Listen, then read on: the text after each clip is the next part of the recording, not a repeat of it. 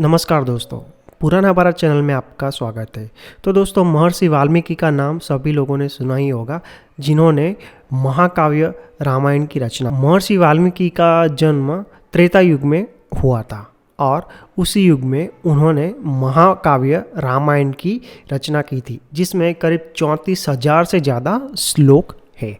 अब महर्षि वाल्मीकि का जीवन बहुत ही रोचक एवं रसप्रद है, क्योंकि उसका जन्म हुआ था एक अलग जगह पर और उसका भरण पोषण हुआ था एक अलग जगह पर, और उसका जीवन परिवर्तन हुआ था वो भी एक दूसरे जगह पर। तो ये क्या है और ये क्या अटपटी कहानी है, हम आपको सरल शब्दों में समझाने की कोशिश करेंगे।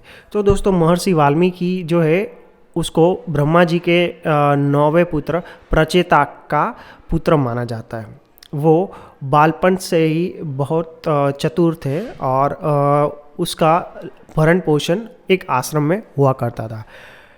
अब हुआ यूँ कि वो जब छोटे थे तब एक बिल्ली ने उसका अपहरण किया था और वो अपने साथ उसको लेकर जंगल में चली गई। तब से लेकर वाल्मीकि का जो भरण पोषण है वो जंगल में भील जाति के लोगों के बीच में हुआ। अतः उसके अंतर्गत वो वाल्मीकि भी भीलों की तरह जंगल में आने वाले लोगों को मार काट कर अपना जीवन निर्वाह चलाने लगे। अब ये भील जाति में पले बड़े रत्नाकर डाकू लोगों को लूटपाट से अपना जीवन चला रहे थे। तभी एक दिन उसकी भेंट नारद जी से हुई। जी हाँ दोस्तों, नारद जी एक बार जंगल में से पसार हो रहे थे, तो उन्होंने वाल्मीकि जो रत्नाकर लुटेरा था उसको देखा और उसके पास गए। तुरंत ही रत्नाकर ने नारद जी को पकड़ लिया और उसके पास जो भी संपत्ति थी उसको देने का उसे आग्रह किया। तभी नारद जी ने एक बड़ा सवाल किया कि हे रत्नाकर, तुम्हें पता है कि तुम इतना सारा पाप करते हो तो उसका प्रायश्चित भी तुम्हें ही करना पड़ेगा। क्या तुम्हारे सभी इस पापों का प्रायश्चित है? तब रत्नाकर ने कहा कि मैं ये सब पाप मेरे परिवार को जीवंत रखने के लिए तथा परिवार का भरण पोषण करने के लिए कर रहा हूँ।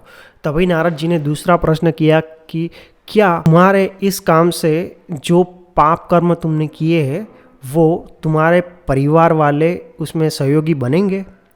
तब रत्नाकर ने तुरंत बिना सोचे हाँ बोल दिया। नारद जी ने कहा कि अगर ऐसा है तो तुम अपने परिवारजनों को पूछ के आओ कि क्या तुम्हारे पाप के वो भागीदार बनेंगे। अगर वो बनते हैं तो मैं मेरे साथ जितनी भी संपत्ति है मैं तुम्हें बिना हिचकिचाए दे दूंगा। नारद जी की ये बात सुनकर तुरंत ही रत्नाकर अपने घर गया और अपनी पत्नी, अपने पुत्र, अपने मित्र सबको पूछा कि क्या आप मेरे पाप में भी भागीदार है। आश्चर्य की बात हुई कि वहाँ सभी लोगों ने उसके पाप में भागीदार बनने से साफ मना कर दिया।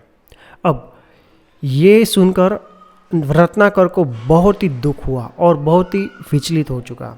तब से लेकर उसका हृदय परिवर्तन हो गया और उन्होंने नारद जी के पास जाकर उसे क्षमा याचना की और खुद को इस पाप से बचाने का उपाय ढूंढने को कहा। तब नारद जी ने कहा कि तुम राम राम नाम जपो और ये राम नाम जप से तुम्हारी वृद्धि होगी और इस पापों के से तुम्हारी मुक्ति होगी। तो ये सुनकर प्रचेता का ये जो पुत्र है वाल्मीकि, उन्होंने राम नाम का जप करने लगे। किंतु जब भी वो जप करते थे तब राम राम की जगह वो मरा मरा बोलने लगे। अब उसी की वजह से उसका जो शरीर था वो दुबला पतला होने लगा और उसके शरीर पर चींटियाँ रेंगने लगी और वहाँ पे उस पर बहुत कष्ट हुआ। अब भगवान ब्रह्मा जी ये प्रचेता पुत्र वाल्मीकि की इस कठोर तपस्या से प्रसन्न हुए और उन्होंने महर्षि वाल्मीकि को ब्रह्म ज्ञान दिया और भगवान श्री राम का जीवन चरित्र लिखने का कार्य संपन्न करने का प्रभार सौंपा। अब ये प्रभार